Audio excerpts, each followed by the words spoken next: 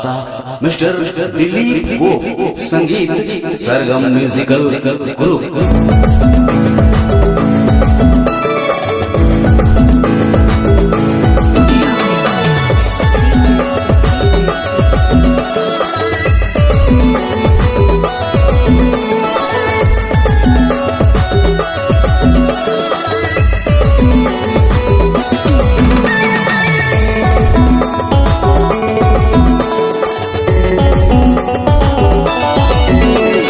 WhatsApp में भेज दे रे जोड़ी हाय रे मोर फोटो के।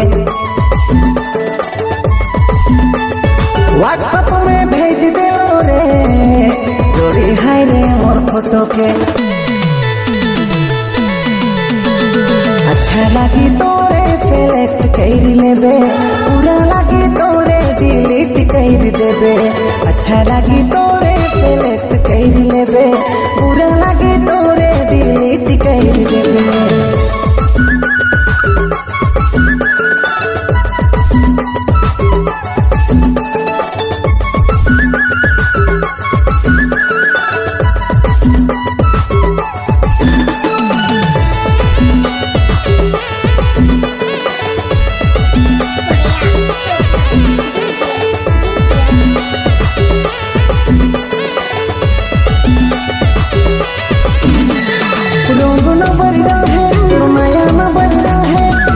देखी सना मोर दिल फिदा रहे, रोग न बढ़ रहे तो नया न बढ़ रहे। दीपी देखी सना मोर दिल फिदा रहे। अच्छा लगी तोरे सेलेक्ट कर लेबे, पूरा लगी तोरे डिलीट कर देबे। अच्छा लगी तोरे सेलेक्ट कर लेबे, पूरा लगी तोरे डिलीट कर देबे।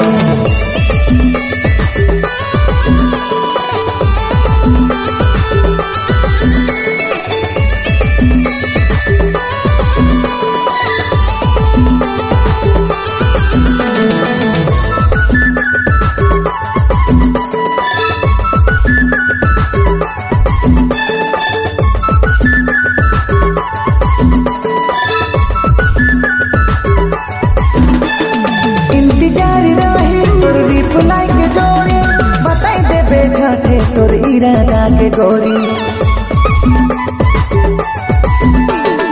इंतजार रही तोर रिप्लाई के जोड़ी बताई देबे झटे तोर इरादा के गोरी। अच्छा लगी तोरे सेलेक्ट कर लेबे, पूरा लगी तोरे डिलीट कर देबे।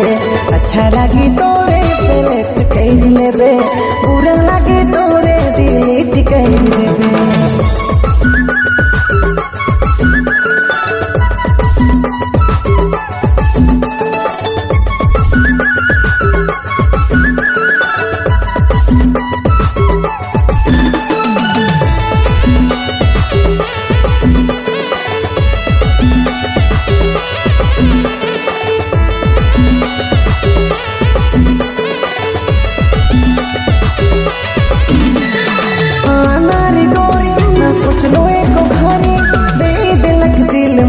आज तो के जोड़ी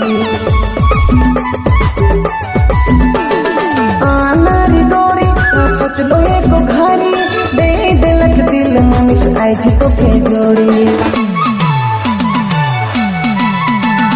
अच्छा लगी तोरे सेलेक्ट कर लेबे, पूरा लगी तोरे डिलीट कर देबे। अच्छा लगी तोरे सेलेक्ट कर लेबे, पूरा लगी तोरे डिलीट कर देबे।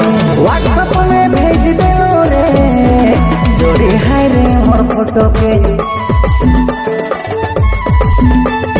व्हाट्सएप में भेज दे रे जोड़ी हाय रे मोर फोटो के।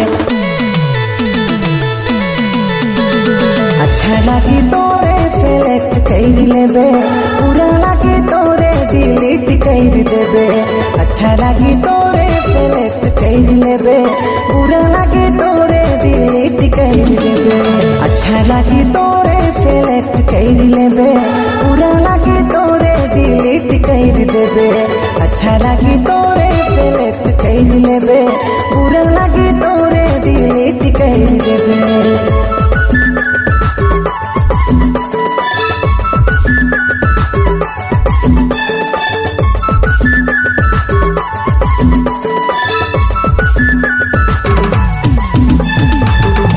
रिकॉर्डिंग मिस्टर रवि राम, सरगम स्टूडियो, लोंगा बसिया। अगर आप भी नए नए ठेठ नागपुरी गीत सुनना पसंद करते हैं तो हमारा YouTube चैनल संगीत सेवा को सब्सक्राइब करें, साथ ही बेल आइकन को दबाना ना भूलें।